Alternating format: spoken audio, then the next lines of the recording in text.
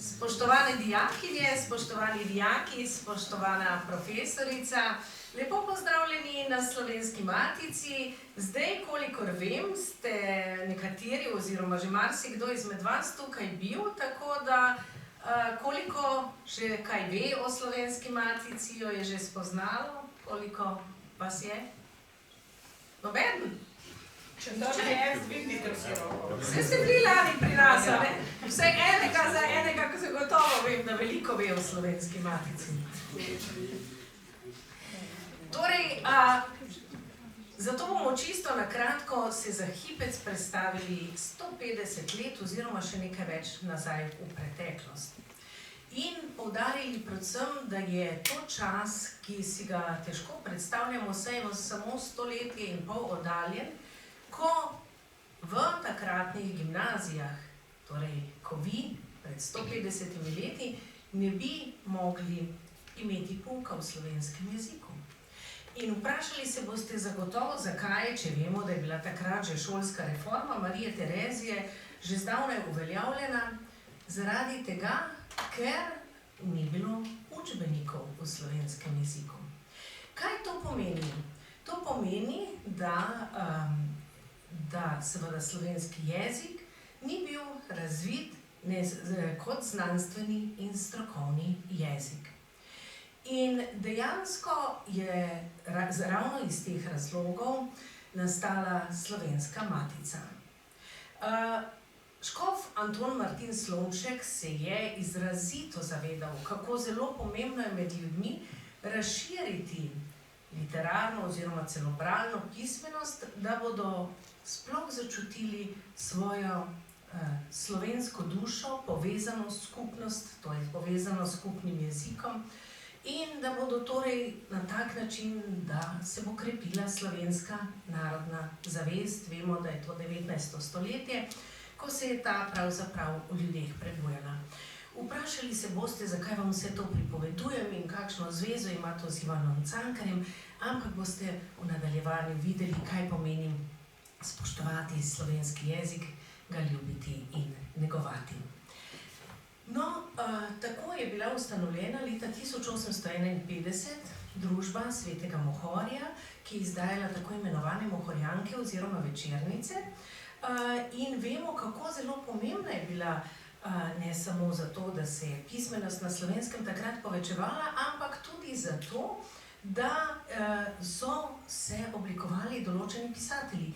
Prejšnji Hovorenc nekje zapiše, da nikoli ne bi postal pisatelj, če doma ne bi ob večerih prebirali tako imenovanih mohorjank. Torej, imeli smo prvo slovensko profesionalno založbo za izdajanje leposlovnih del. Nismo pa imeli slovenske založbe, ki bi izdajala zahtevnejša, strokovna, znanstvena besedila. To pomeni, da torej Slovenci nismo imeli določenih strokovnih izrazov za področje kemije, fizike, biologije, kar se vam danes zdi povsem samoumevno. No, in tako so se ob praznovanju tisočletnice svetega Cirila in Metoda v Mariboru, to je bilo kdaj? Kdaj sta prišla Ciril in Metod v naše kraje? Leta 863, torej 1863 so praznovali tisočletnico njunega prehoda in takrat so se v Mariboru na eni od besed zbrali domoljubi in rekli, dajmo ustanoviti Slovensko matico. Matica beseda seveda vam pomeni kaj? Danes v slovenščini? Kaj je matica? Ja. Torej, na nek način mati čebel, bi rekli, a ne? In pa vendarle to pomeni po češko fond, nabirka denarja, zato da iz njega potem take knjige izdajaš. No, in tako je 4. februarja 1864 z Dunaja prišlo dovoljenje samega presvetlega cesarja in še 500 goldinarjev, da se Slovenska matica ustanovi. Bila je zadnja med maticami takratnih slovanskih narodov, ki so sestavljali Avstrijsko cesarstvo. Že leta 1826 je nastala srbska in letos praznujemo njeno 200-letnico. No, in tako je nastala založba, ki je začela izdajati učbenike v slovenskem jeziku, najprej prevode fizike, kemije, mineralogije. Recimo Fran Erjavec je prevedel prvi učbenik mineralogije in počasi pa je začela Slovenska matica izdajati tudi druga znanstvena dela. In seveda je bila tista, ki je začela izdajati tudi prvo slovensko znanstveno revijo. In prav ta prva slovenska znanstvena revija je začela izhajati v obdobju predsednika. Tukaj za sten vas gledajo vsi naši dragi, dragoceni predsedniki Slovenske matice, veliki domoljubi in ljubitelji slovenskega jezika, kulture in znanosti. Ampak prva slovenska znanstvena revija je bila ustanovljena 1899 pod nazivom Zbornik. Danes jo izdajamo z naslovom Zbornik za zgodovino naravoslovja in tehnike. In to v času predsednika, ki ga vidite tam ob vhodu, in to je predsednik Fran Levec. Zakaj vam o njem govorim, se boste vprašali. Fran Levec je zelo, zelo povezan tudi z Ivanom Cankarjem. To je obdobje, ki ga lahko imenujemo zlata doba Slovenske matice. Ne samo, da je krepil slovensko znanost, torej s to pobudo za ustanovitev slovenske znanstvene revije in izdajanje izvirnih slovenskih učbenikov, tako da smo razvijali tole strokovno izrazoslovje, bil je seveda tudi Cankarjev profesor slovenščine. In tukaj ga lahko vidite, kako gleda takih modrih, zelenkastih tonih. Vprašali se boste, zakaj. Vsi drugi predsedniki so portretirani v takih, bi rekla, dokumentarno, precej realistično. On pa v eni taki zelenkasti, modri kopreni. To je tudi hkrati najdragocenejša slika v tej naši zbirki, galeriji portretov predsednikov, ker je naslikal impresionistični slikar Ivan Grohar.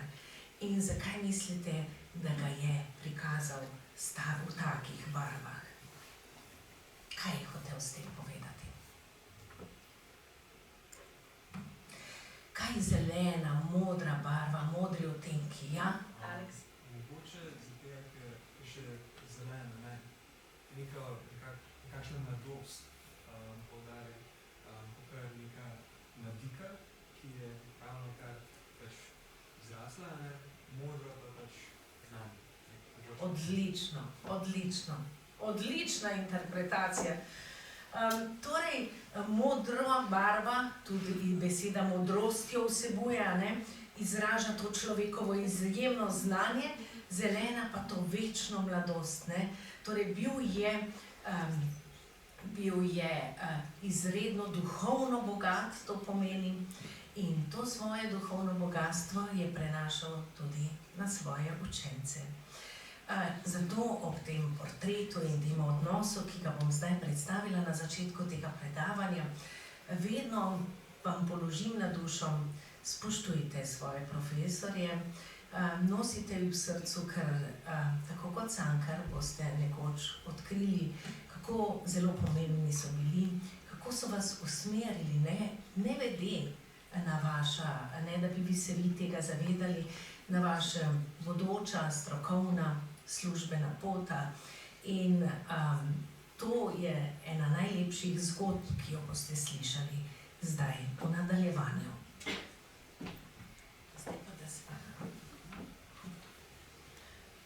Torej, o Slovenski matici smo slišali, zdaj pa, kako sta se srečala Ivan Cankar in Fran Levec.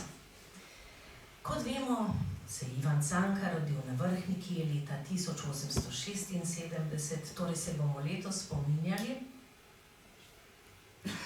Česa? 150-letnice rojstva Ivana Cankarja in tudi Keteja, zato bo kar precej simpozijev tudi o slovenski moderni. In Ivan Cankar je najprej obiskoval 6-letno ljudsko šolo na Vrhniki med letoma 1882 in 1888.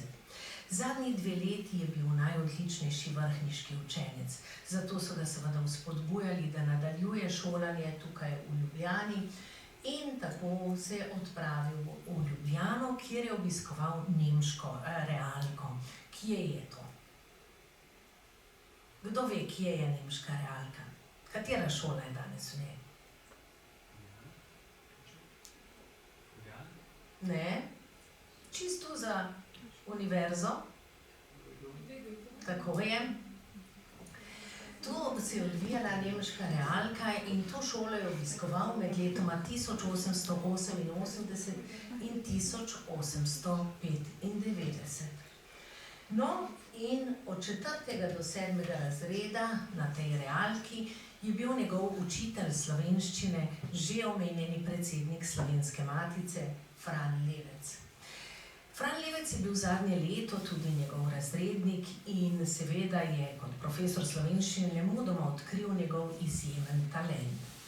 Spodbujal ga je, da piše, in ko je bil Fran Levec med letoma 1893 in 1907 predsednik Slovenske matice, ga je spodbujal še na druge dodatne načine. In kakšni so ti bili? Slovenska matica hrani vse svoje dragoceno gradivo, torej dopisovanja, korespondenco, papirje, dokumente in podobno, zbira in oddaja v Arhiv Republike Slovenije. In tam je že 150 takih debelih fasciklov o zgodovini Slovenske matice. In če preiskujete ta obdobja predsednikovanja Frana Levca, lahko odkrijete kakšno sporočilo oziroma dokumente, kako je Ivanu Cankarju naprej nakazal honorar za katero od njegovih del, ki naj bi jih za Slovensko matico napisal. Seveda pa je potem od njega tudi terjal: piši, piši, piši in piši in čim prej napiši. No, in to je imelo svoje uspehe. Rezultati takega sodelovanja so bili naravnost izjemni. V samo 8 letih, med letoma 1900 in 1908, je Ivan Cankar pri Slovenski matici izdal kar 10 svojih del. Najprej povest Popotovanje Nikolaja Nikića leta 1900. Sledila je pripoved Tujci 1901, že leta 1902 pa kaj? Roman, ki ga boste vi obravnavali v svojem maturitetnem eseju, to je roman Na klancu. Nimam originalne naslovnice, ker je knjiga vezana v nove ovitke, zaradi tega, ker je bila raztrgana, ampak tako je izgledala notranja stran tega 9. zvezka Anton Knezove knjižnice, v kateri je roman Na klancu izšel. Še istega leta je poleg tega romana, čeprav si moramo predstavljati, da je to Cankar seveda pisal vse na roko, popravljal in tako dalje, in si lahko samo predstavljate, kako zahtevno delo je to bilo, izšla tudi povest Življenje in smrt Petra Navljana, 1904 roman Križ na gori, 1905 povest Potepuh Marko in Kralj Matjaž, pa istočasno tudi pripoved v Mesečini, 1906 roman Martin Kačur in istega leta kratka pripoved Smrt in pogreb Jakoba Nesreče in nazadnje leta 1908 še roman Novo življenje. Vsa ta dela so izšla v tako imenovani Knezovi knjižnici.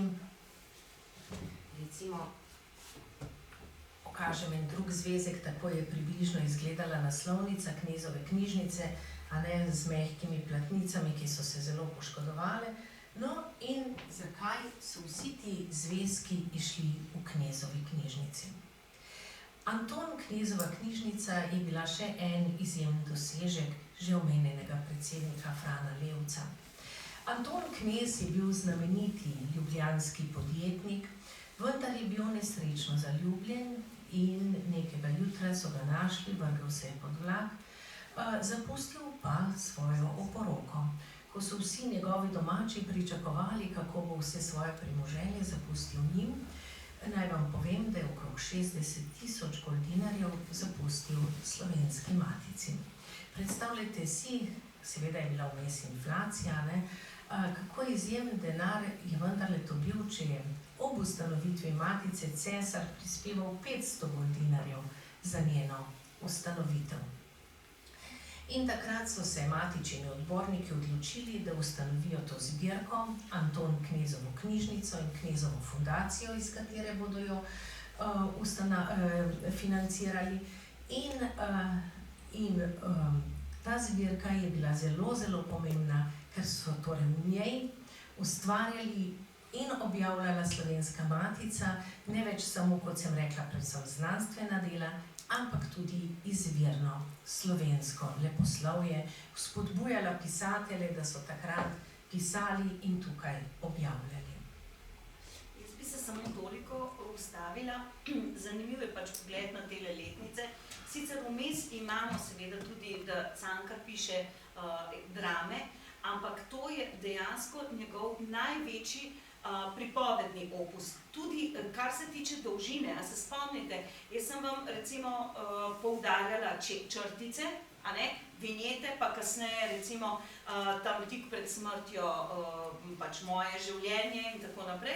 Skratka, on je potem se skoraj da bolj posvetil nekim ali krajšim stvarim oziroma dramatiki, pa esejistiki in tako naprej. Tole je pa dejansko njegovo najbolj plodno obdobje proznega ustvarjanja. In tudi, bi rekli, po dolžini, poglejte, pripoved, povest, roman, a ne, niti ne tako zelo novele ali pa kaj podobnega. Skratka, tudi ta dolžina je zelo tipična prav za tole obdobje Cankarjevega ustvarjanja. Ja, res odlično, hvala tudi za ta dodatno pojasnilo. Ravno zato sem to tako nanizala, da bi videli, kakšen izjemen opus je to, 4 romani, če pogledamo v 8 letih. A ne? No, in predvsem na osnovi takih dejstev, ki so tukaj navedeni, vedno znova poudarim dijakom. Poglejte najprej, pri kolikih letih je Cankar napisal roman Na klancu. Koliko je bil star? 76 plus, koliko je 1902? No, skoraj nepojmljivo. Koliko je bil star? 26 let. 26 let je bil star, ko je napisal roman Na klancu, 30 let, ko je napisal roman Martin Kačur. In ko vse to premislite in ko pogledate Cankarjeva zbrana dela, ki jih je 29 zvezkov, tako obsežnih del, boste lahko našli odličen argument zoper vse tiste, ki vas prepričujejo, ta slovenska literatura, ti slovenski pisatelji, Prešern je pil, Cankar je bil pijanec in tako dalje. Ali ste vi sami danes sposobni napisati toliko del v samo 8 letih na roko, jih popravljati, če bi dejansko Ivan Cankar vse dneve popival? To je najodličnejši argument, kako se poskuša načrtno razvrednotiti slovenske največje ustvarjalce, slovenske tiste, ki so ne samo krepili slovensko književnost, ampak tudi izjemno bili eni najbolj zaslužni za slovenski jezik in njegov razvoj in hkrati s tem krepili tudi slovensko narodno zavest. In zato bodite vi tisti, nekako bom rekla, nosilci sporočila, da je takšna diskreditacija slovenskih pisateljev na nek način povsem neupravičena. Že zlasti, če primerjamo to sami s sabo, ali bi bili kaj takega sposobni narediti. No, v to sodelovanje Ivana Cankarja in Slovenske matice pa se je nenadoma zaključilo. Kot smo videli, je leta 1908 izdal zadnji roman Novo življenje, Rekla sem vam, da je bil predsednik Slovenske matice Fran Levec do leta 1907. Torej se je nekako sovpadlo, a ne, z slovesom Frana Levca s predsedniškega mesta Slovenske matice. Zatem je predsednik Slovenske matice postal Fran Ilešič, ki ga vidite tukaj ob Tavčarju. In vprašali se boste, zakaj pod njegovim vodstvom Cankar nekako s Slovensko matico ni več sodeloval. Razlog lahko izvemo iz njegovega uvoda v že omenjeno zbirko njegovih črtic Moje življenje, citat je iz leta 1920 iz izdaje, kjer takole zapiše: Nedavno je Slovenska matica razpošiljala po naših krajih formular, na katerega naj bi ljudje napisali poglavitne zanimivosti iz svojega življenja in nehanja. Tudi jaz sem dobil tak formular, pa nisem vedel, kaj bi z njim. Besedilo je bilo namreč hrvaško. Moj občevalni jezik pa je doma edinole slovenski. Državni uradi so se naučili slovenščine.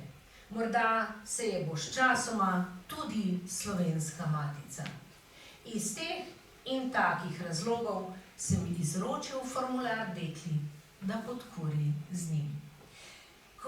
Kaj se je zgodilo zdaj s to Slovensko matico, ki je bila ustanovljena ravno zato, da razvije vse nivoje slovenskega jezika, če smo imeli slovenščino kot pogovorni jezik, če so Mohorjanke vzpodbujale razvoj slovenščine kot literarnega jezika, je bila Slovenska matica tista ključna, ki je razvijala tudi še ta nivo jezika, to je strokovni in znanstveni.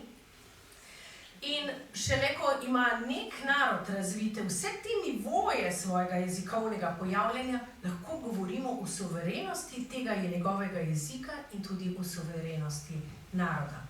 Kako lahko to vemo? Tukaj pod platnom je skrit naš prvi predsednik Lovro Toman.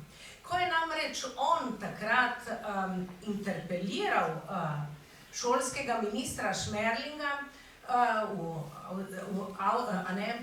ki je bil avstrijski minister, ko ga je interpeliral, zakaj še vedno ni učbenikov v slovenskem jeziku, o čemer sem vam govorila, je ta rekel, saj slovenščina ni primerna za kaj drugega, nego za krščanski nauk.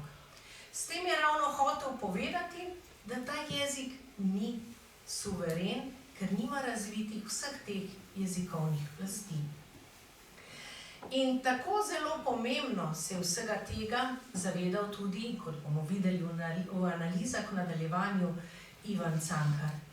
In četudi je Ivan Cankar, kot veste, imel v Trstu predavanje Slovenci in Jugoslovani in se zavzemal za nekakšno povezovanje južnoslovanskih narodov, pa je predvidoma, kot menijo, ostro nasprotoval taki povezavi Slovencev v kraljevino, kot se je zgodila leta 1918. Hkrati je ostro nasprotoval tudi temu, kar se je zgodilo pod naslednjim predsednikom Slovenske matice, Franom Ilešičem, ki je poskušal te južnoslovanske narode povezati na tak način na začetku 20. stoletja po koncu predsednikovanja Levca, da bi imeli nekakšen enoten skupni jezik. To gibanje veste, da se imenuje ilirizem. Ilešič je bil izrazit ilirist in zaradi tega je Slovenska matica nenadoma začenjala pošiljati formularje, torej v hrvaščini, v nekakšnem skupnem južnoslovanskem jeziku. Temu, kot vidimo, se je Ivan Cankar odločno uprl. Odločno poudaril je tudi to, o čemer sem vam jaz govorila, kako težko smo prišli Slovenci do javne rabe slovenščine na naših uradih. Zapiše, državni uradi so se naučili slovenščine. Torej, končno smo dobili slovenščino kot suveren jezik v javni rabi, zdaj pa Slovenska matica, tista, ki bi morala čuvati ta slovenski jezik, na nek način ravno z ilirističnim gibanjem vsa ta prizadevanja Slovencev povozil. Torej, Ivan Cankar, kot vidimo, se je v tem zapisu jasno zavedal, da je rekel, moj občevalni jezik je doma edinole slovenski. Torej, razumem, da moramo govoriti tuje jezike, ko govorimo z nekim tujcem ali ko smo v tujini. Ampak doma je moja osebna suverenost utemeljena na tem, da govorim slovensko. In to je sporočilo, ki ga vam želim danes tudi s tem predavanjem predati, da žal ni normalno, da se med sabo kot rojeni Slovenci, kot to, da ste rojeni v nek materni slovenski jezik, pogovarjate v angleščini. Ludwig Wittgenstein, filozof, je zapisal misel: meje mojega jezika so meje mojega sveta. Kaj je hotel s tem povedati? Glejte, toliko, kot je bogat moj besedni zaklad, tako široke bodo moje misli. Toliko bom lahko razmišljal, toliko bom lahko premišljeval. In tako bogate, kot so moje misli, takšna bodo tudi moja dejanja. To je sporočilo o pomenu maternega jezika. In Tina Beregant, ki je nedavno izdala pri nas knjigo Vznemirljivo potovanje po razvijajočih se možganih, v tem svoji knjigi jasno zapiše, da so delali eksperiment na otrocih, malih otrocih, ki so bili po maternem jeziku angleško govoreči. In ko so tem otrokom pokazali temnopoltega Južnoafričana, ki je govoril angleško, in belopoltega Francoza, ki je govoril v francoščini, in jih vprašali, ko bodo veliki bolj podobni, so otroci izbrali temnopoltega Južnoafričana. Belopolti otroci so izbrali temnopoltega Južnoafričana, ker je govoril angleško. Kaj vam to pove? Da se otrok najprej identificira po jeziku, ki ga govori doma, ne po barvi kože. Torej, kako zelo pomembna je ta vrojenost v nek jezik. In kako zelo pomembno je, da to sporočilo in suverenost svojega jezika ohranjate, ko boste pozneje tudi v svojih službah, ko boste imeli določene kariere. Tega se je jasno zavedal Ivan Cankar. In to je jasno razvidno, da je raje prekinil sodelovanje s Slovensko matico, čeprav mu je izplačevala honorarje, da s tako ustanovo, ki ni zaščitila slovenskega jezika kot suverenega jezika v našem slovenskem prostoru, ni želel sodelovati. Formular je vrgal v peč, a ne, kot je naročil, oziroma je dekli naročil, da ga vrže v peč. Zato ste vi tisti, ki boste pisali seveda prihodnjo zgodovino slovenske matice, slovenskega jezika in slovenskega naroda. In na vas je, da se odločno uprete tudi takim pobudam, kot je predavanje v angleškem jeziku na slovenskih univerzah. Ker tukaj zadaj je v 21. stoletju, ko imate vsa digitalna orodja, da si nekdo natakne slušalke in ima predavanje v slovenščini v hipu prevedeno v katerikoli drug tuj jezik, se torej za takimi dejanji, kot je vedel Cankar, skriva interes po razgradnji suverenosti slovenskega jezika, slovenskih ustanov, univerz in podobno. In to je sporočilo tega citata. In kako zelo se je Cankar zavedal pomena slovenskega naroda na prvem mestu, pričuje, da je kljub temu, da se je zavedal, da se morajo slovanski narodi med seboj povezovati, uprl taki združitvi, za katero je videl, da za Slovence ne bo dobra, kot je bila kraljevina SHS, In tukaj na Slovenski matici hranimo Cankarjevo posmrtno masko, nekateri ste jo najbrž že videli. Kaj je posmrtna maska? Vsaki par je moral znati narediti mavčni odtis velikih osebnosti, potem ko so umrle, a ne? Zaradi tega, ker je Slovenska matica bila tista, ki je bila na nek način zadolžena za postavljanje spomenikov slovenskim pomembnim pisateljem, recimo Vodnikov spomenik na Tržnici, pa Tavčarjev na Visokem in tako dalje, je bila tudi tista, ki je naročala posmrtne maske slovenskih pisateljev. To danes seveda ni več potrebno, ko imate 3D digitalni izris obraza in podobno, ampak takrat pa je bilo potrebno. In če vi pogledate to posmrtno masko, lahko tukaj na vrhu vidite tudi eno vdolbino, kjer je najbrž se zgodil tisti udarec, usodni udarec za Cankarja leta 1918, ko je v neposredni bližini, v stavbi tukaj zraven, padel po stopnicah in potem po nekaj časa, ko je bil nemočen v bolnišnici, tudi umrl.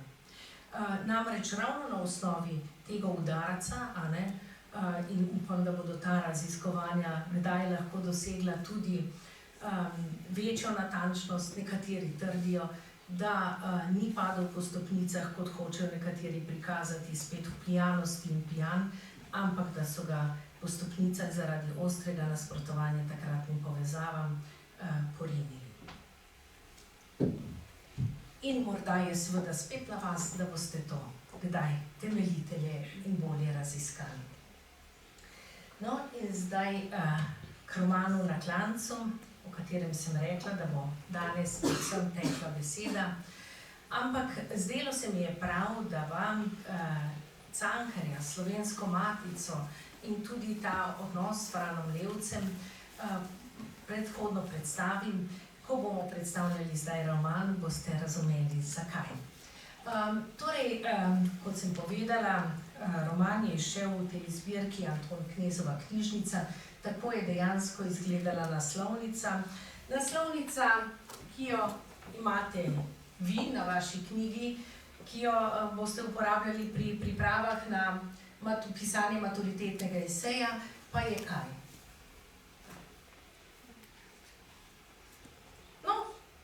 Kaj je na naslovnici? Koga vidite na naslovnici? Frančko. Ja, Frančka. Predvidevamo, da je to Frančka, oblečena v črno, vsa temna, v temini, ampak za njo vendarle brli neka luč. Prav tako je celotna knjiga seveda ornamentirana s to tipično slovensko ornamentiko, nagljem, kar poudarja to, kar sem vam tudi že predhodno povedala, Cankarjevo izjemno prizadevanje za suverenost slovenskega jezika in tudi naše književnosti. No, in če zdaj gremo k samemu romanu. Roman, kot smo rekli, izdan leta 1902, pri samo 26 letih ga je napisal. Sprva je načrtoval naslov Židana Ruta. Zakaj naslov Židana Ruta? Kaj mislite, po čem je hotel dati ta naslov? A ste že prebrali roman?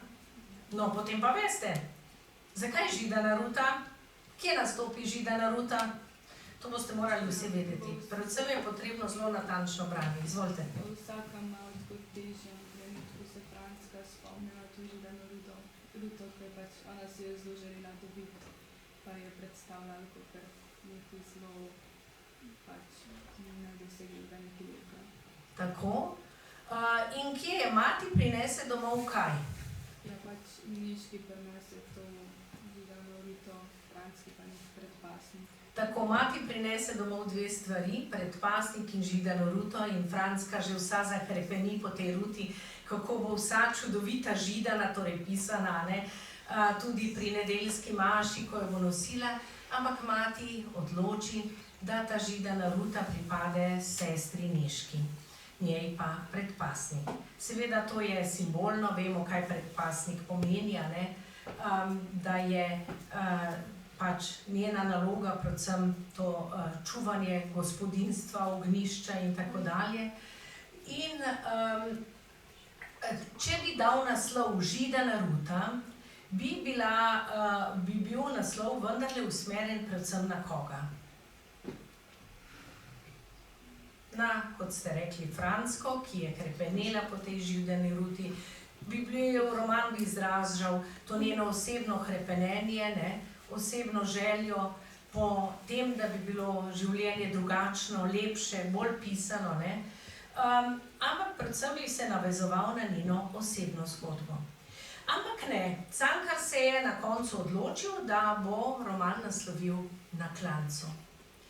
Klanec pa je seveda veliko bolj splošna podoba. Tudi če vi pogledate potem v nadaljevanju, kako uporablja ta klanec, tudi v naslovih svojih del, kako se knjiga končuje, s katerim poglavjem? Klanec siromakov. Torej, zdaj pa ne gre več za nek individualni subjekt literarni, kot bi bila Franska, ampak je klanec uporabljen tudi v tem pomenu kolektivnega subjekta. Torej je Cankar izrazito razširil, z uporabo metafore klanca v naslovu, izrazito razširil ta pomen, sporočilo tega romana.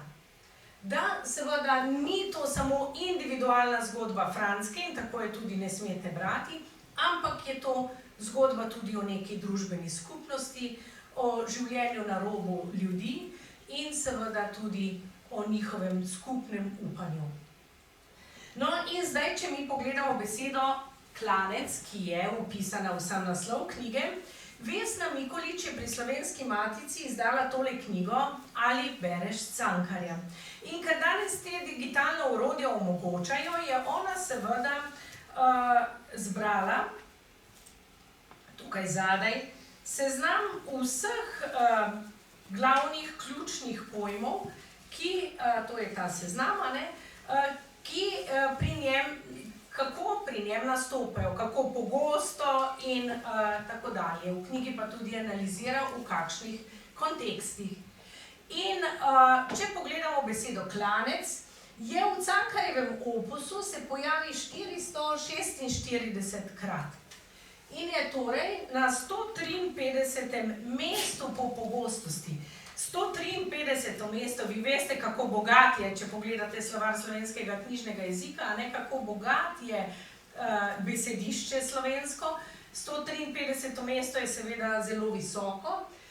Dejansko je takoj za besedo žalost in celo pred besedo cerkev.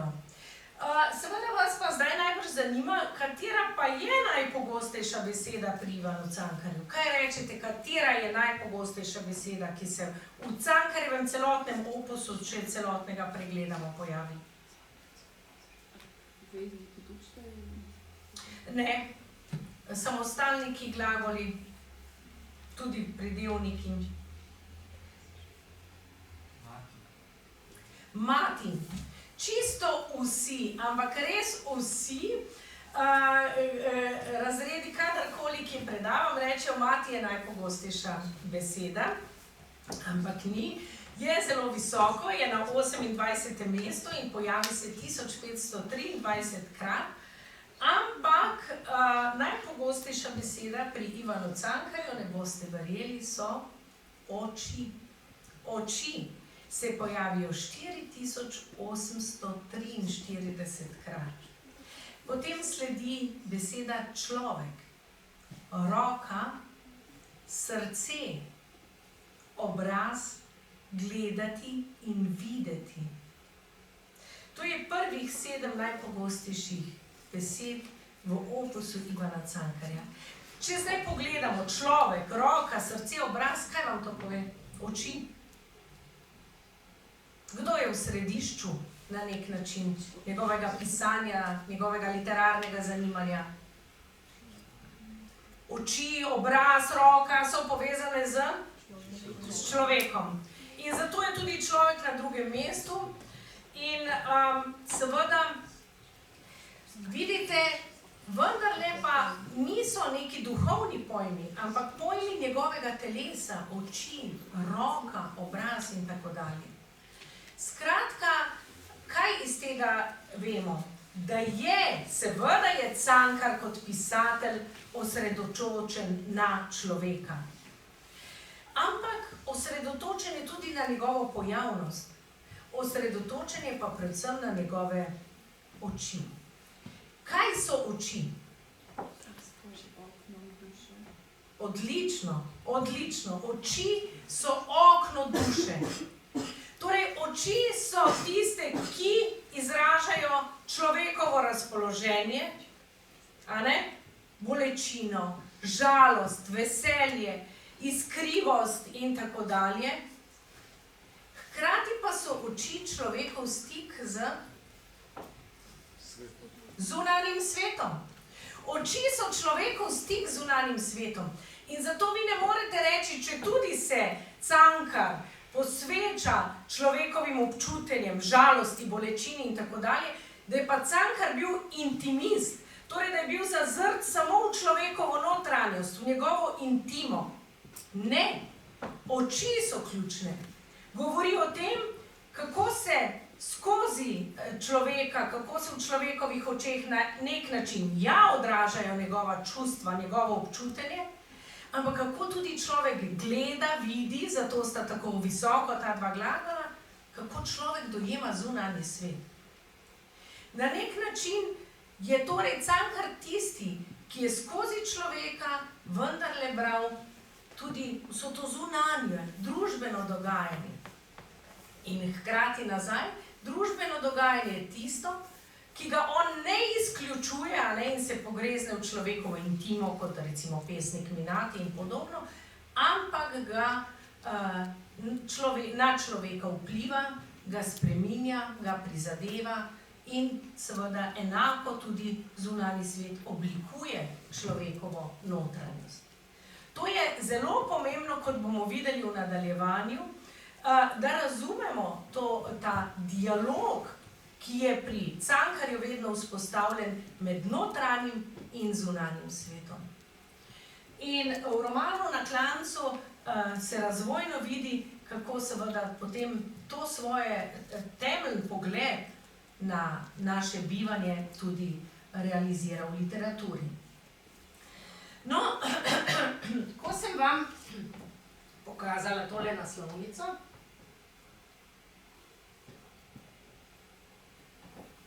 smo rekli, kaj je tukaj, je vsa v črnem, franska, ampak vendarle ob njej prli neka luč. Zelo pomembno je, da je recimo tukaj tudi za vas že ta druga ključna metafora, ki je pri Cankarju zelo pomembna, vrisana na nek način na naslovnico. Tudi ta druga metafora, ker vedno vam poudarjajo najpomembnejše metafore, sta klanec in voz, zato bomo voz nekoliko pustili ob strani, ker boste o tem tudi še kje drugje kaj prebrali. Jaz vas bom pa upozorila na to drugo zelo pomembno metaforo. To je odnos med nočjo in temo. Kako se začenja Cankarjev roman Na klancu, prvo poglavje za vozom? Franska ni zaspala dolgo v noč. Vse je bilo že tiho, nič se ni zganilo v temi in skoro jo je bilo strah. Samo poredkoma je segel rezek glas iz noči. Zaukal je fant na vasi, zapel je pesem, šel je zmerom dalje po klancu navzdol in pesem je umolknila. Potopila se je v noč. Katera beseda se v tako kratkem odlomku trikrat ponovi? Ta Cankar pa profesori vam ves čas govorijo, da ne smete ponavljati besed, ko pišete. Katera beseda se ponovi? Noč. Pa zraven še tema, in tako dalje. Trikrat ponovi besedo noč na začetku svojega romana. Ta beseda noč se ne pojavlja po naključju tu tolikokrat, ker vas ustvarja neko razpoloženje, vas že postavlja v nek mračen ambient Franskinega hrepenenja, ki ga potem prebirate v nadaljevanju. Te mlade Franske, ki seveda hrepeni po vsem drugem. No, in če vi pogledate zdaj, pa rečete, ja, torej Cankar se ni držal pravila, da ne ponavljajo besed, a ne, mene pa profesorji ves čas popravljajo. Ampak ko vi prebirate, kako Cankar besedo klanec ne vem kolikokrat ponovi, ali pa ko besedo noč ponavlja, boste videli, da je ta noč vsakokrat kot beseda uporabljena v nekoliko drugačnem pomenu. Tudi če je 4800 in še nekajkrat uporabil besedo oči, imajo te oči vsakokrat nek drug, nov, dodaten pomen. In v tem je veličina Cankarjevega pisanja, v tem je izjemna veličina njegovega sloga, da je slovenskemu jeziku, ki ima seveda omejen besedni zaklad, vedno dodajal nove in nove in nove pomene. In na tak način je on slovenski jezik vzpostavil na nek izjemen literarni nivo, ki ga, mislim, da še vse do danes nismo presegli. In ko boste jezni, zakaj morate prebirati tega Cankarja, boste videli, ko bom v nadaljevanju povedala, kako v več nivojih prebirati to njegovo literaturo, boste ob 4. branju že zelo uživali. No, in torej začne se ta roman z popolno, absolutno temo, nočjo, v kateri se sicer za hip zasliši glas, a ne, fanta. Torej veselo upanje, nekaj človeškega, bližina drugega in drugačnega, ampak ta izgine. In kaj je temeljno čustvo, ki ga tu že v 2. stavku poudari? Skoraj jo je bilo strah. Noč prinaša s sabo kot metafora negotovost, strah v človeku, a ne? In seveda je tista, ki zabrisuje naše upanje in radost. In zdaj, če se mi na drugi strani pogledamo, kako pa se roman Na klancu končuje. Takole zapiše. Če vam je vroče, dajte se sleč, meni se zdi to zelo toplo, tako da ne rabite biti ravno v plaščih, a ne? Lahko pa tudi odprete okna, da bomo bolj sveži za sprejemanje vseh teh sporočil. No, takole Lojze se znajde in zre, ne, spet je tema, Lojze se znajde in zre. Klanec siromakov je ležal pred njim. Ubožne hiše, uboštvo v hišah. Na smrt obsojeni. Vse trpljenje je brez koristi, življenje brez koristi. V trgu so se prižigale lučke. Zasvetilo se je tu, tam, noč je prihajala in vžigalo se je že tudi na nebu. Obsojeni na smrt. Tam doli se je zasvetilo. Majhna rdeča luč je trepetala, rasla je in plapolajoča rdeča iskra se je spremenila v mirno, jasno, belo svetlobo. To je bilo učiteljevo okno. Lojze je strepetal in gledal je nepremično v mirno, belo svetlobo, ki je sijala iz noči. Kakšna je zdaj ta noč na zaključku romana? Noč, ki jo prežarjajo zvezde na nebo, ki jo začnejo ožarjati luči, ki se prižigajo v hišah v trgu.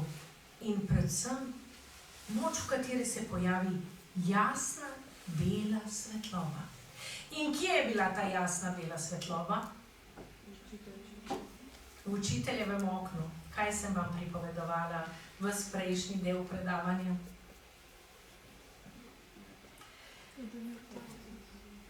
Hoče pokazati, kako zelo pomembno, kako so učitelji nosilci česa. Kaj je bil Fran Levec zanj? Učitelji, kaj vam prinašajo? Znanje, vedenje. In da je znanje, vedenje tisto, ki prižiga svetlo svetlobo v mračnosti človekovega življenja, v temačnosti, v noči človekovega življenja. In če se na nek način čisto začenja ta roman z absolutno nočjo in temo, sicer se potem prižge berljivka tudi pri Franski, seveda, in na tak način ožarja pisatelj to njeno življenje skozi dialektiko svetlobe in teme, pa se tukaj zaključuje roman z jasno belo svetlobo v učiteljevem oknu. In to lahko berete na nek način, tudi kot njegov izjemen poklon svojemu profesorju Franu Levcu, ki ga je na nek način spodbujal, da je ta roman Na klancu pri Slovenski matici leta 1902 tudi izšel. Vidite, in na tak način je treba prebirati literaturo. Seveda ne morete to narediti prvič. Ko prvič berete neko literarno besedilo, tudi Cankarja, boste brali kaj? Naslov je tako, morda boste uspeli istočasno še pogledati poglavja, pa kako je razdeljen roman, predvsem boste pa spremljali, o čem govori. Torej, prvo branje je seznanjanje z zgodbo romana, z dogajanjem, z glavnimi osebami. In na tak način je to prvo branje posvečeno pač temu res seznanjanju z vsebino knjige. In to branje, naj vam poudarim, naj bo zelo, zelo, zelo natančno. Namreč dovolite si, da tukaj delim na nek način svojo osebno izkušnjo. Imam 4 otroke in 3 so že pisali maturitetni esej. In pri prvem sinu je napisal, ko sem šla prebrati in pogledati, zakaj je ga pisal tako zelo slabo, napisal cel filozofski traktat. Imeli so takrat Majo Haderlap, njen roman, in je napisal o tem, o zlu, kako se lahko človek očiščuje zla. In je navajal Hannah Arendt, pa naciste, celotno katarzo pri Aristotelu in njegovo poetiko. Ampak on je pisal esej izredno, izredno slabo. Zakaj? Zaradi tega, ker pač morate se sprijazniti, to, kar vi pišete, ni esej v tem pravem pomenu besede, kot seveda esejisti, ko razumemo literarni zgodovinari, ko vi pišete lastno razmišljanje.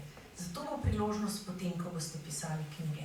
Zdaj pa morate predvsem poznati vsako podrobnost, kot sem ugotovila pri vseh naslednjih otrocih, in vsako podrobnost v vsebini se točno in jasno nanašati na tiste citate, ki bodo navedeni, govoriti o tistih metaforah, ki bodo zahtevane. In če vam piše, seveda, naštejte nekaj, ne napišite, kot je moj sin, nacisti so grdo ravnali z njo v taborišču, ampak napišite, z njo so ravnali grdo zato, ker so jo slekli do golega, obrili glavo, naredili to in to in to in to in to. Skratka, naštejte čim več takih podrobnosti. In vaše branje, torej prvo branje romana, bo seznanjanje z vsebino in z vsemi podrobnostmi te vsebine. Kakor je potem povzeta tudi zelo natančno v tej knjigi, za oba romana, ki jo pišete. No, ampak seveda to nikakor ne pomeni, da boste pri tem prvem branju se ustavili. Namreč drugo branje bo branje, če ne bo to že prvo, bo branje tega, kako je roman razdeljen, kako je zgrajen, kako je strukturiran, kot rečemo temu literarno-zgodovinsko strokovno. In drugo branje bo posvečeno tudi slogu, metaforam, gledali boste, kje se pojavlja beseda klanec, v kakšnih kontekstih, v kakšnih pomenih. Potem bo posvečena seveda tej temi svetlobi, vozu in tako dalje. No in če zdaj mi pogledamo to drugo branje, bi rekli Ivana Cankarja, kako je zgrajen njegov roman. Razdeli ga v 8 razdelkov ali slik, za vozom, fani, kako se je Franska omožila, izgnanci, vzbrstela je mladika, študent Lojze, vračajo se izgnanci in klanec siromakov. Pa zakaj ponavlja, zdaj tu vse to lahko preberemo sami, ukazalo si boste mislili, ampak ne, ko si takole izpišete, vidite kaj? Da je vsako drugo poglavje posvečeno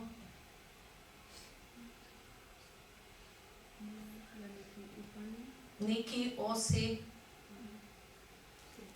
nekemu literarnemu subjektu, neki osebi, torej fani, izgnanci kot kolektivni subjekt, a ne, študent Lojze in klanec siromakov.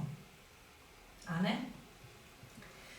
Skratka, torej, vsako drugo poglavje je posvečeno človeku, zdaj ali je to več ljudi ali eden posameznik, in vsako drugo poglavje za vozom, kako se je Franska omožila, vzbrstela je mladika, vračajo se izgnanci, je naslovno posvečeno nekemu dogajanju, odlično. Nekemu dogajanju. To je točno tisto, kar sem vam ob njegovi metafori oči govorila.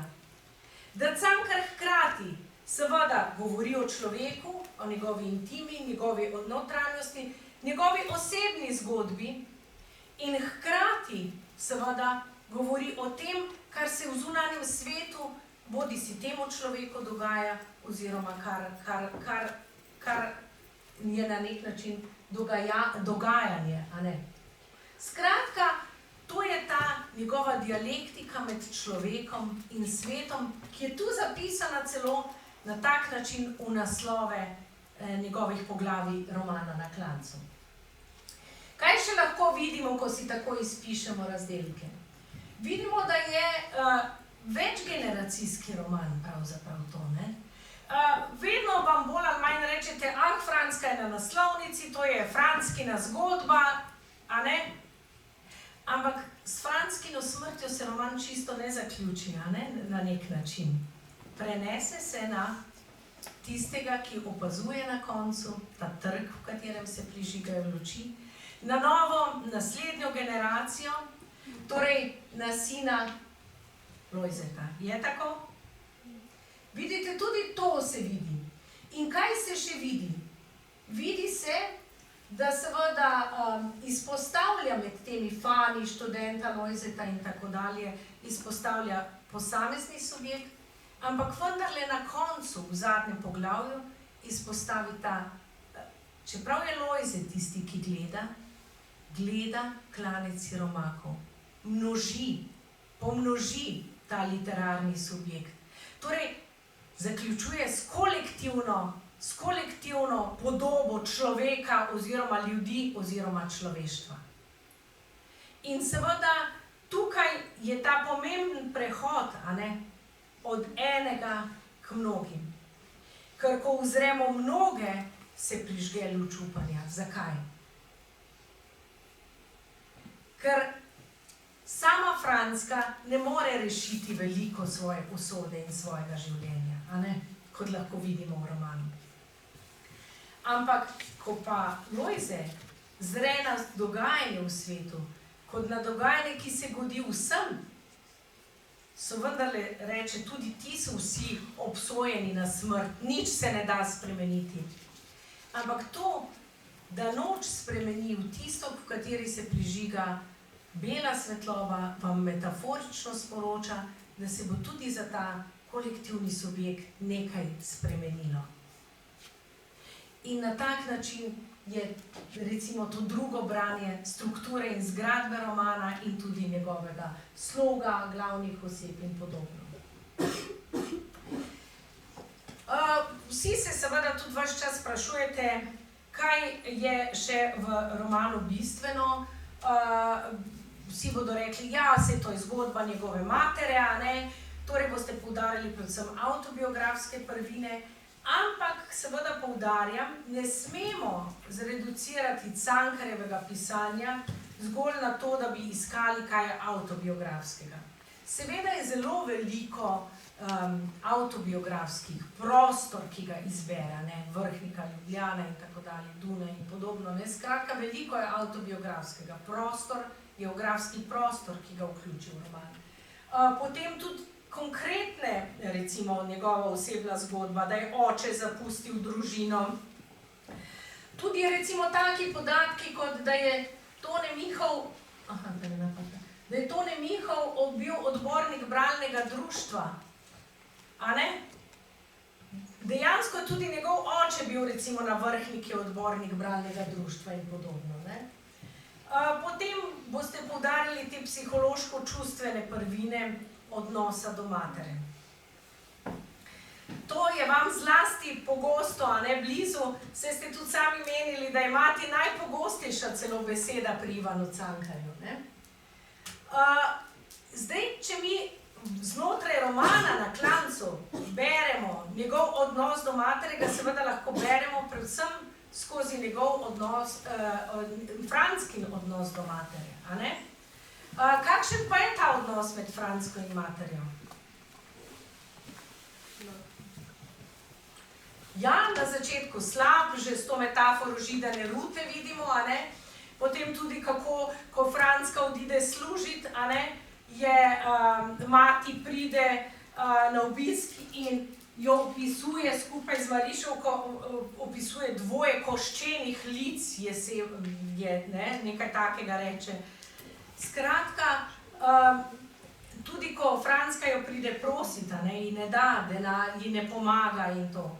Ampak na koncu se zgodi dramatičen preobrat. Kaj se zgodi?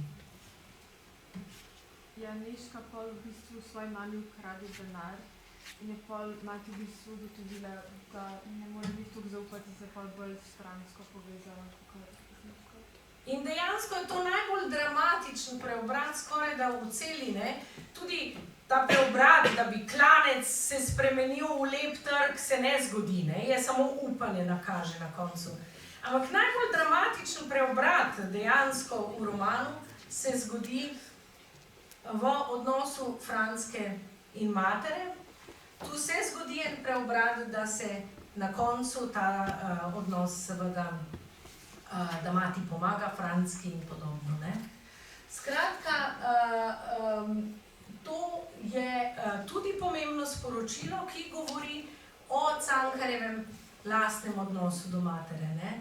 Torej, če je čutil krivdo na nek način zaradi vseh teh svojih dejanj v skodelici kave, v tem, kako jo zatajil in podobno, pa vendarle je to pisanje na nek način za njega očiščevanje. Literatura je tista, kjer se ta dramatični preobrat zgodi. No, da ne bomo predolgi, a ne? Poleg romana Na klancu pa boste seveda vi pisali tudi o romanu Tine Vrščaj Na klancu. Podobnost med obema romanoma izpričuje tudi ta naslovnica teh obeh izdaj za vaš maturitetni esej. Avtorica Tina Vrščaj ne skriva, a ne, ona nikakor ne skriva tega, da se je v svojem pisanju zgledovala po Ivanu Cankarju, celo kaj uporabi. Kaj je vse podobno? Imata enak naslov. Če jo pogledamo, a ne, sta približno enak obseg. V obeh romanih se kaj je skupnega, recimo, ne?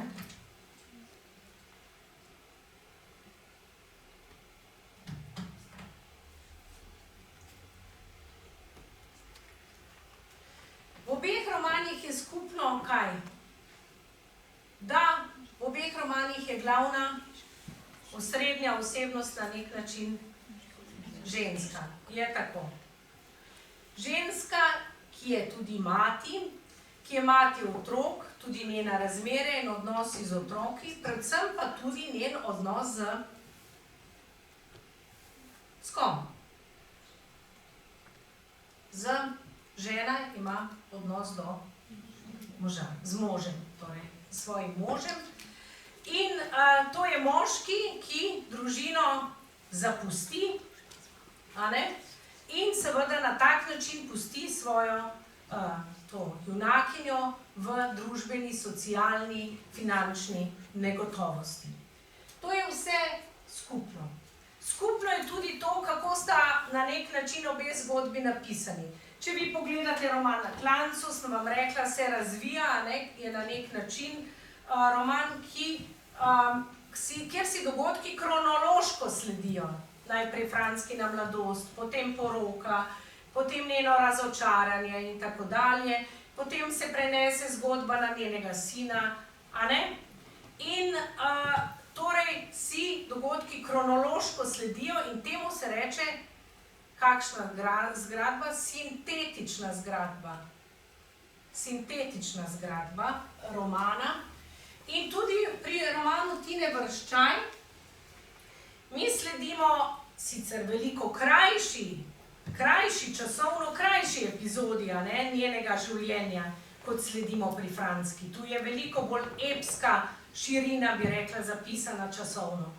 Tukaj sledimo krajši epizodi Eve, ki ima majhne otroke, ki potem jo mož zapusti in ona išče službo in tako dalje, a ne. To je bistveno krajši časovni lok, če uporabite ta izraz. Jaz načrtno uporabljam tudi te literarno-zgodovinske pojme, da bi jih čim več različnih vi uporabili, ker to pa je pozitivno, če uporabite pri pisanju maturitetnega eseja. Skratka, ta časovni lok je vendarle krajši. Ampak kaj se pa zdaj zgodi? Vseeno pa izvemo nekaj, a ne? O Evi in njenem otroštvu, mladosti. Ona se tega znotraj dogodkov, ki tečejo sintetično, torej kronološko, se za nazaj spominja teh dogodkov. Njenega odnosa z materjo, zakaj je mati postavila pred vrata in podobno.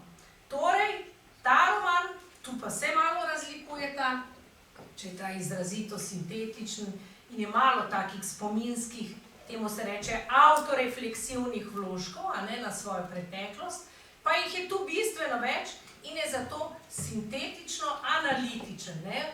Vrača se včasih tudi nazaj v preteklost, to je ta znamenita analitična struktura, ki ste se jo pri kralju Ojdipu učili, ko za nazaj izvemo, kaj je pravzaprav bila zgodba, a ne. Skratka, je pa ta bolj sintetično-analitičen. Zdaj, če usporejamo tudi oba avtorja, med njima, kot vidimo, med letnicami je 110 let, a ne, 111 let, mislim, da ja, razlike. Torej, če gledamo na oba kot pisatelja, je značilno, da je Cankar seveda moški avtor, opisuje pa žensko, torej gre za nek moški pogled na žensko psiho, žensko dušo, žensko dogajanje, razmišljanje in lahko predvidevamo, da je tu seveda zaradi tega neka distanca ali razdalja v tem pogledu pisateljeva večja. Medtem ko pri Tini Vrščaj je avtorica, piše o ženski, torej predvidevamo, da veliko bolj intimno pozna to doživljanje, kako ženska razume svet, kako s svojimi očmi gleda na svet in podobno, a ne? In je torej ta distanca manjša. Seveda čas, v katerem sta oba romana nastajala, je zelo različen. Pri Cankarju začetek 20. stoletja, ko ženske niso imele svojih pravic, niso imele, kot vemo, volilne pravice in še marsikatere druge, ne. In zato boste morali pač razumeti, marsikdo reče, pa dobro, Francka si je sama kriva, ne. Zakaj pa se ni uprla? Zakaj je recimo dala denar možu, da gre v gostilno, a ne? To je čas, ko so ženske svojo vlogo na tak način doživljale in se jim je to zdelo samo umevno na nek način, ne. Medtem ko seveda Tina Vrščaj živi na začetku 21. stoletja, že v času uveljavljenih in priznanih ženskih pravic in enakopravnosti, a ne, in je že zato možna bistveno večja sprememba in preobrazba, ki se v Evi zgodi. Ne? To je to že samo sprememba časa, v katerem živi oziroma se dogaja roman, to omogoča. Zdaj, če mi pogledamo Cankarja in Tino Vrščaj, oba prihajata nekako iz osrednje Slovenije, a ne? Vrhnika, ona je rojena v Ljubljani. Torej, lahko takoj sklepamo, da ona dva nimata tega občutka geografskega roba, kot nekdo, ki je, ne vem, živi v Breginju ali pa v Halozah in ima občutek te ločenosti od prestolnice, od središča sveta oziroma našega, ne, Slovenije. Tega geografskega roba ona dva zagotovo nista občutila, glede na to, da sta že kot avtorja živela in tudi roman postavljata na tak način v središče. Kot da recimo geografski rob, ki pa ga opisujejo nekateri drugi pisatelji, ne? Tudi včasih Feri Lainšček, danes kot sodobni pisatelj in podobno. Je pa zato toliko bolj izrazito vpisan v oba romana ta socialni rob. Torej občutek, da si ti odrinjen na rob družbe, da ti nimaš možnosti, da bi uspel, da ti lahko narediš karkoli, pa ti ne bo uspelo in podobno. Ne? Skratka, poudarjen je ta njun družbeni rob, kakor sem rekla. Ne? In še morda ena zanimivost, če primerjate oba avtorja. Ivan Cankar, kot veste, je bil prvi, kot sem navedla, ne, mu je izplačeval honorarje, njegov profesor, prvi profesionalni slovenski pisatelj, ki je dejansko od pisateljevanja živel. In tudi Tina Vrščaj, kot avtorica, je samostojna ustvarjalka s področja kulture, od pisanja, urejanja knjig in seveda dela s knjigo tudi osebno živi. No, zdaj pa o teh primerjav med avtorjema in naslovoma in samo zgradbo romanov in podobno preidimo k bolj podrobnim, mogoče, to je tisto tretje branje, je branje ali pa drugo branje je branje teh metafor ali pa vaše tretje, čisto odvisno, koliko boste lahko v enem zaobsegli. No, četrto branje je pa ravno ta primerjava med enim in drugim. Primerjava, da vi nek literarno besedilo postavite v širši kontekst. Torej, ga ne berete več samo kot tisto besedilo, ki ima take metafore, tako zgradbo in tako dalje, ampak ga berete kot v odnosu do drugih literarnih del napisanih v slovenščini, v odnosu do sodobnih avtorjev, v odnosu do sočasnih Cankarjevih avtorjev, ga obravnavate z vidika zgodovinskega časa, ne, ki je bil takrat. To je pa tista najvišja stopnja, to je temu bi rekla četrto branje, ki ga boste morali prav tako vključiti v pisanje svojega eseja. No in če mi beremo ta četrto, torej se zdaj lotimo tega primerjalnega branja med enim in drugim avtorjem, oba smo rekli, vpišeta klanec v naslov. Oba torej uporabita to metaforo. In če se začenja, je klanec omenjen tudi na začetku, ne, kot smo lahko slišali pri Cankarju, ampak je ta osrednja metafora noč, se pa kako začenja roman Tine Vrščaj?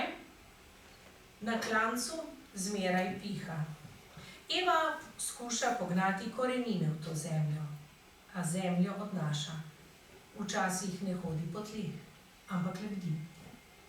Skratka, klanec nastopi neposredno na začetku romana in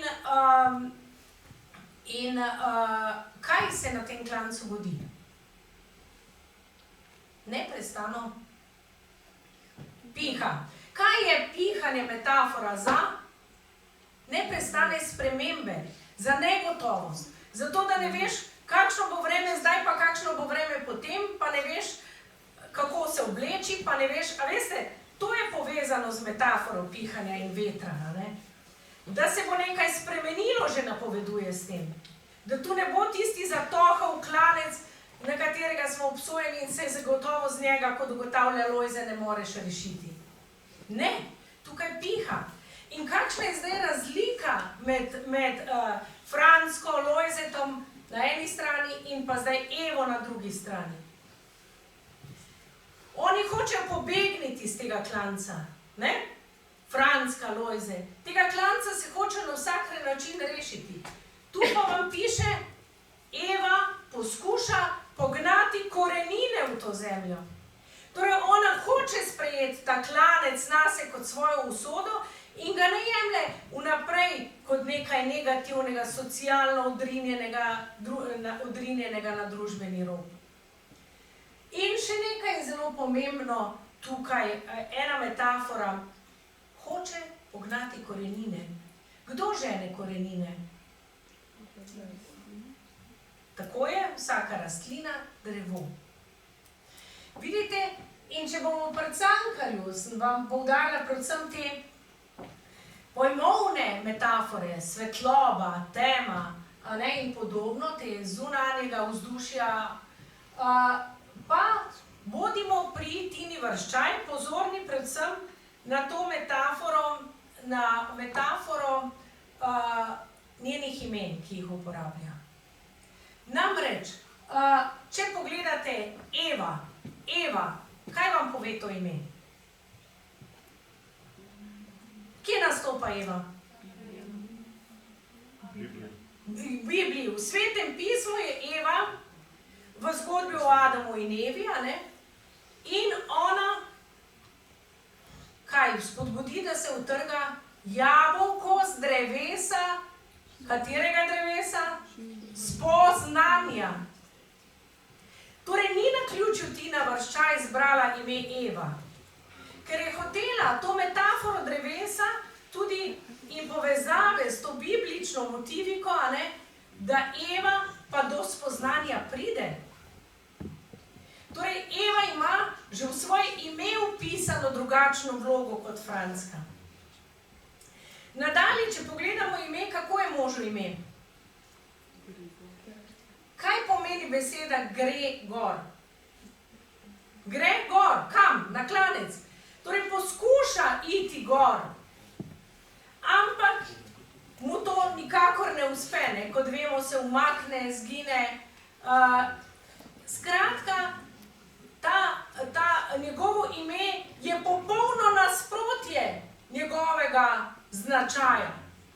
Ne vztraja v tem naporu, ne vztraja v tem vzponu, ne poskuša doseči ženo vrha, ampak se umakne. Njegovo ime je pa v popolnem nasprotju, s tem. Potem imamo pa še dve imeni, Brina in Višnja. Kaj sta to? Kaj sta to? Drevesi. Torej, spet imamo to drevesno metaforiko. Ampak tu še z nekim drugim, to je že nova generacija, to je tisti Lojze, pri Cankarju, sta zdaj Brina in Višnja.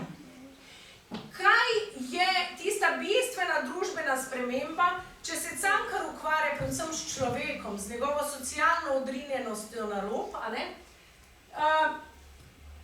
pa se tu ta sprememba zgodi. V kaj se usmeri kot biologinja Eva? V